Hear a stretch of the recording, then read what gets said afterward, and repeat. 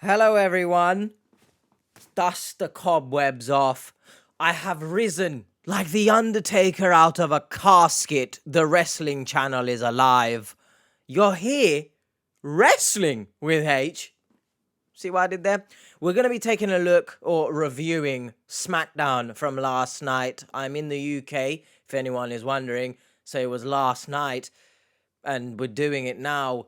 If you're here from the Here with H channel, you're going to get the exact same H. Rambling, who knows what's going on. And I'm going to try to do this all in one take because wrestling is live. So it's natural that I too do it somewhat live. What? Bro, what are you talking about, man? My phone is here with obviously the notes so that we can continuously keep this flowing. I thought SmackDown was a very good show. That's my opinion. Let me know in the comments. We kicked off with Nia Jax's coronation, or Nia Jax's coronation, not Nia Jax's coronation. That sounds like, a sandwich filling, coronation chicken. Nia Jax's coronation. My, she was looking fabulous, by the way.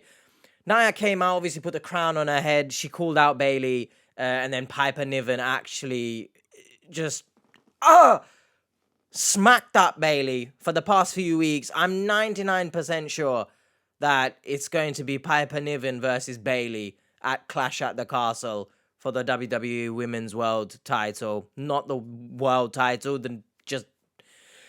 but I think it's going to be a good match. That segment really was only there to progress that story.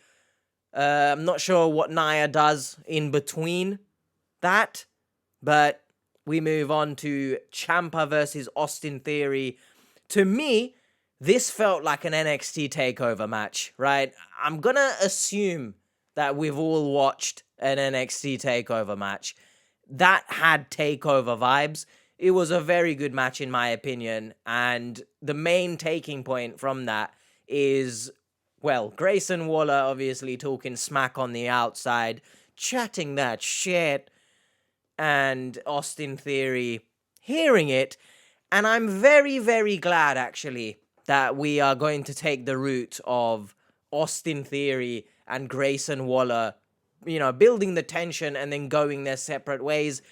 I think Austin Theory is one of the most talented wrestlers that WWE have, and I genuinely believe he would be better suited to a babyface. He's great in ring. The moves he's pulling off, granted wrestling is in a much different place than it was even 10 years ago, but his moveset is suited to a babyface. The stuff he's pulling out, I can't wait to see Austin Theory as a babyface. At least I hope that's the direction that it goes. I'm not really a fan of him being a heel. It's bland, right? It's not really got the pizzazz as his tag team partner Waller has as a heel, if that makes sense. But let me know your thoughts about that. We had a little backstage segment in the office between Blair Davenport and Naomi.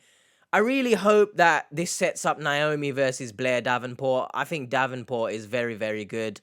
And the call-ups so far, other than Ilya, Braun Breaker, and Lyra, I think they've been the standout ones. For the most part, I think it's been a bit lackluster from the NXT call-ups, especially with Kiana James on Raw. I almost said Keanu. This is great banter. It really is. But Kiana James on Raw, I'm not sure what they're going to do with her. Turn her into some sort of authority figure. I'm not sure. I hope that's not the case. This then transitioned into LA Knight coming into the office with Nick. Naomi was in there to ask for a match because of the whole Piper, Niven, Bayley thing. LA Knight wants Logan Paul.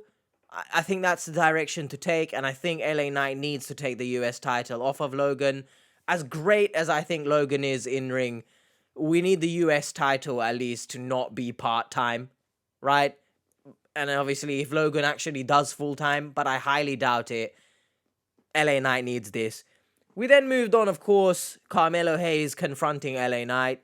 He asked LA, why would LA want to face you? And LA Knight cooked him on the mic. I think it's the second week now that Carmelo has been cooked by LA. But hey, Carmelo holds his own. I think Carmelo also is very talented. How can I forget? Actually, Carmelo is... I wouldn't say... I feel they need to do more with Carmelo, but obviously it's a waiting game. Not everyone can be pushed to the top just all at the same time, right? But in terms of call-ups, I think Carmelo's done all right. I mean, he's obviously faced Cody Rhodes and Randy, so you could argue he's actually been the best, other than Lyra maybe. But then anyway, LA Knight, that's probably going to set up a Carmelo Hayes little feud until Logan, probably at SummerSlam, faces LA for the title. We then moved on to Apollo Crews. Yes, Apollo Crews. He's alive. Can you believe it?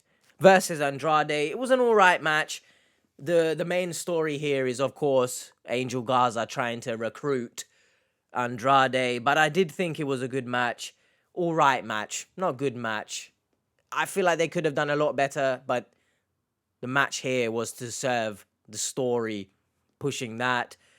Apollo reminds me, I've noted here, Apollo reminds me a lot of Ricochet in the sense that obviously very talented at the graps, but in terms of character and mic skills, it's not really to the levels of, I was going to say CM Punk. I don't think anyone really can match CM Punk. There's a very select few. But, however, I will say that backstage after, when Apollo attacked Garza in the locker room, I really enjoyed that. A little bit of fire from an otherwise pretty bland character. And I do believe that they need to do more with Apollo. I'm not really sure what.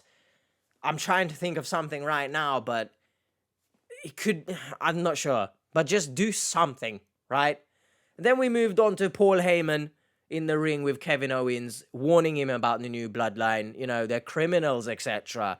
Heyman with a passionate promo, by the way.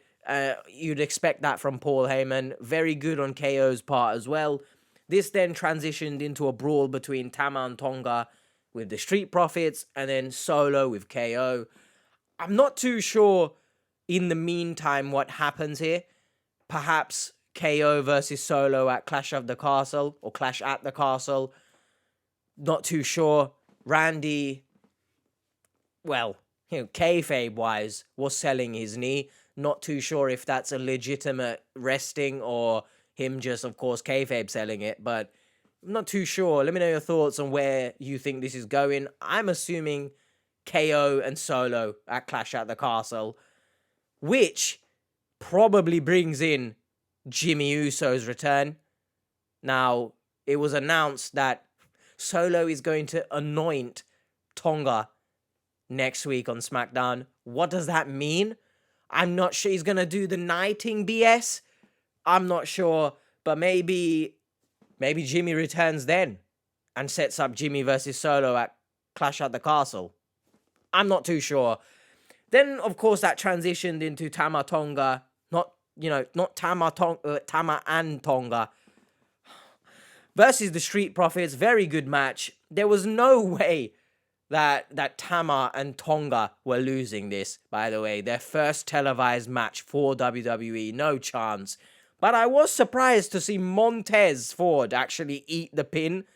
But I'm not against it, because there's this notion that Montez is the breakout star between him and Angelo Dawkins. Of course, you could argue that Montez perhaps is more talented on the mic, but I actually think in-ring, Angelo Dawkins is no slouch. I don't like the disrespect that he gets, but I was surprised to see Montez eat the pin, but I'm not mad at it. It kind of establishes this, that they're both equal sort of thing, because Dawkins pretty much eats all the pins. But I was happy. Not happy, but I was surprised, but not upset about that. We then got Bayley, Naomi versus Piper and Chelsea Green. I thought it was a good match, especially towards the end. I'm very much certain. You know, I said 99% earlier, probably 99.9% that Piper Niven versus Bayley is going to happen at Clash at the Castle for the WWE Women's title. If it doesn't, then I'm confused. But then, of course, the main point about all of this, and it will probably be the title and thumbnail, AJ's retirement speech. AJ did actually earlier in the night speak. There was a segment between him and Nick Aldis saying that he wants some time to talk about something at the end of the show. He was granted it, and I knew something had to be up if this was going to close the show, right? There's no chance that this is closing the show genuinely as a thank you goodbye. Maybe back in the day, but not now. And some part of me thought maybe we're going to see someone from not NXT, TNA jump the ship, similar to Jordan Grace with Roxanne. Obviously, we had Ethan Page come out as well, but he's not TNA. He's the other company that shall not be named. But I thought someone like Moose perhaps come out for AJ. I mean, storyline-wise, that probably wouldn't make any sense, but, you know, it's the wrestler in me. There is no wrestler in me. I bruise like a peach. Shout out every single wrestler every way, by the way. Every way, by the way. What did you expect from me? He did give a good speech. Very much I was choking up, right? I was not being put into a choke slam. I was about to cry. Slightly. You know, I'm not a baby. Wrestling doesn't make me cry, except it does. Goodness. We could make a whole... There's a video here. Times I cried at wrestling. I think that would be a good video. Talk about the matches that I cried at, segments. Would you like to see that? I'll probably note it down. But AJ gave his speech, and of course, it was upsetting, right? It does ring true for most wrestlers that, of course, AJ, with his son graduating, he was at the party, and I can understand wrestlers being in that moment and then calling it quits on wrestling to be with their family. So I like that realism, pulling back the curtain. However, as soon as AJ said that Cody was going to come out, Mark Henry vibes. If you remember that amazing pink suit that Mark Henry wore, brought out John Cena, I'm retiring, man, etc., etc., and then absolutely put Cena on his ass. That's what I was expecting, and that's what we got. And I'm very, very much looking forward to Cody versus AJ 2, probably at Clash at the Castle. Dare I say, run it back at Money in the Bank as well to make it a trilogy. I'm not too sure what AJ has left to do. I'm not sure AJ wins that match, the second match, but we'll obviously do like a predictions video and stuff like that closer to Clash at the Castle. But yeah, I thought overall that was a very good show, and that closing segment was chef's kiss, right? That what's it called again? It slipped my mind. It wouldn't be a H video if I forgot what things were called. The Styles Clash off of the steps. I always get scared when... If you remember James Ellsworth, right? Who almost perished during a Styles Clash, but AJ, being the immaculate wrestler that he is, saved him. I always get kind of scared, but obviously with Cody it's a different ball game. But coming off the steps like that is a bit... Whoa. I could never do it, that's for sure. Give the move anyway. Or take the move. Or just anything. Overall, good show.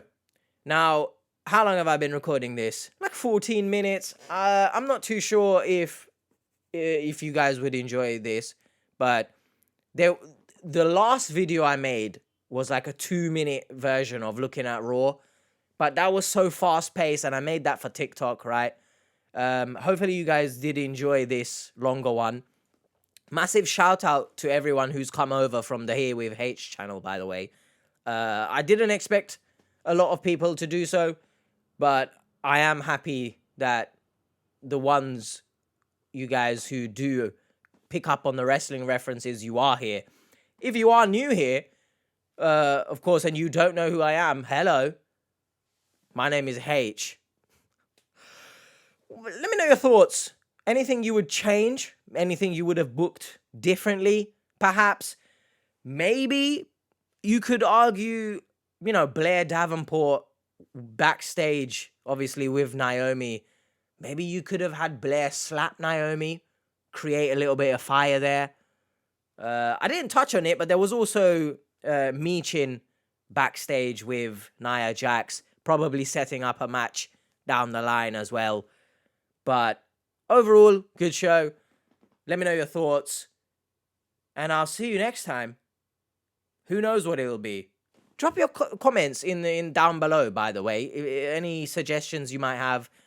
I'll be doing like tier lists, reactions, perhaps. I don't think it will be daily uploads, just because I have the other channel as well. And essentially that's the main channel. And obviously work, real life stuff. I wish I could make this full time, but that will come in time. One day we'll finish the story. Eh? Take care of yourselves. Much love. Peace.